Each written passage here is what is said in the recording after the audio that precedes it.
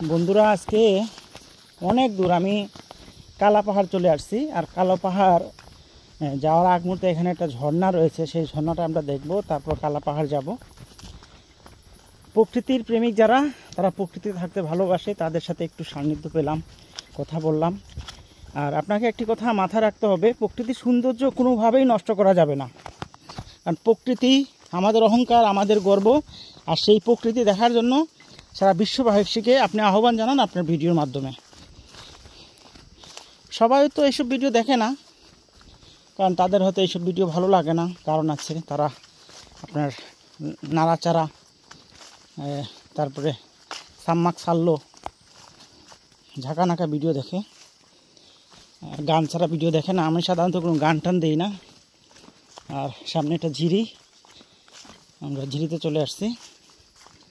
দুঃখের বিষয় আজকে পেন টেবিলের উপরে রেখে আসছি, একটা পেনে নিয়ে আসছি, পেনে ভিজাবো, কোনো সমস্যা নেই। যে রকমের রাস্তা আমি সেটাই তুলে ধরছি। এখানে একটা লেবু গাছ আছে, এটা হয়তো কেউ রূপে না, এমনিতে। আর এইভাবে আসতে হয়, দেখুন এই হচ্ছে এখানে চারটা।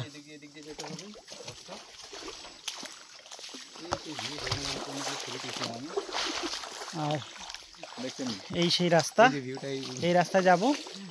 আর এই হচ্ছে রাসেল, তোমার নামটা বলো পুরা। আমার নাম রাসেল। রাসেল কি? রাসেল হাজং। রাসেল হাজংয়ের সাথে আমরা আজকে সারাদিন থাকবো। আর হচ্ছে পাথরের ঝিরি। পাথরের ঝিরি বলতে আপনি যেটা বুঝেন সেটাও ঠিক আছে, আমি একটু দেখাই। আমি একটু আলবার্টকে বলবো, আলবার্ট তুমি যদি একটু এদিকে আসো, আর কি পিছনে ক্যামেরার পিছনে বসেন, আমার সাথে সাথে বসেন।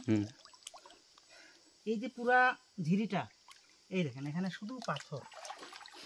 আর এটা আপনি জানেন না, যারা পাথর বর্তমানে এখন জানেন, পাথর বলতেই ভাইরাল। আর এটা হচ্ছে মাটির পাথর। এটা কিন্তু আসলে আপনার সেই পাথর না, এটা মাটি থেকে পাথর। এই পাথর বলতেই এখন ভাইরাল। আর এই ছড়াটা একটু যদি দেখাই আমরা নিচ থেকে, এই ছড়াটা যদি দেখেন, ক্যামেরাটা কাছে দেন, পুরা ছড়ায় কিন্তু পাথর।